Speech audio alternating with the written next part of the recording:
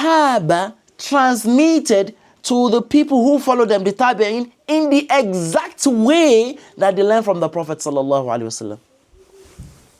Why is it important? That they transmitted it exactly how they learned it. So that nothing has been changed.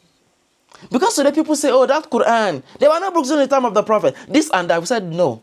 That's why we are learning how the Quran was transmitted. You will see that it's impossible to be that for it to be everybody cannot be going crazy the way I like to say, right? Everybody going crazy? No. بِالطَّرِيقَةِ نَفْسِهَا, in the same manner. وَهَكَذَا, unlike that. وَهَكَذَا, unlike that. حَتَّى وَصَّلَ إِلَيْنَا, until the Quran reached us today. Generation upon generation upon generation. Al-Imam Warsh, for example, that is popularly recited in Africa. Al-Imam ماذا? Pay attention and focus on your book. Al-Imam Warsh. His name is Uthman.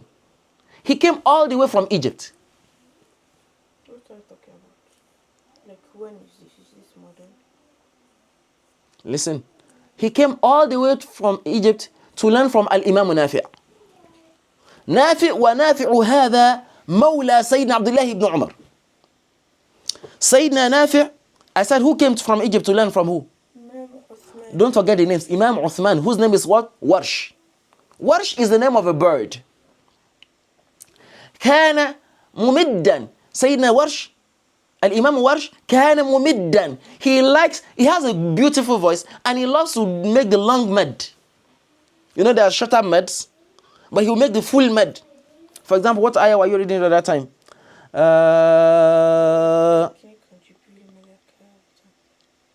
Was ayah, let me find out. For example, وَمَا أَنزَلَ عَلَيْكُم مِّنَ الْكِتَابِ وَالْحِكْمَةِ. Al-Imam Warsh loves to read, to elongate his mad when he was reciting. And he had a beautiful voice like a bird called Warshan. Like a bird called what? Warshan. So his teacher, Al-Imam Nafi', will say, Iqra ya Warshan. Iqra ya Warshan. Oh, the one that recites beautifully like a beautiful bird, like is singing. Recite. فَاشْتُهِرَ بِهَذَا الْإِسْمِ. That's the way Al-Imam Warsh became popular with Warsh. His name is really Uthman. He traveled from Egypt. He traveled all the way from Egypt to learn in Medina. What's the name of the teacher? Al-Imam Nafi' from Nafi'. وَنَافِعٌ هَذَا. This Nafi' is Mawla Sayyidina Abdullah ibn Umar. Was the freed slave of Abdullah ibn Umar. Nafi'un هذا was a freed slave. Wait, did slaves have that much? Slaves, subhanallah, mawali, they did a lot in Islam. A lot. In fact, to make you, many of the khulafa or the umara or the amirs, they would deliberately marry slaves so that, because in Islam, when you marry a slave, the children of the slave will no more be slaves. They will become free men. And the Mawali did a lot of innovative things in Islam. So Islam does not look at slaves like second-class citizens. Even though they were slaves. Islam was not the religion that brought about slavery. And that is why Islam will tell you, if you do something, if you commit a capital sin, it says, فَقُّ رَقَبَةً, free a slave. So that people can get out of slavery. That is what Islam preached. But are there slaves? Yes.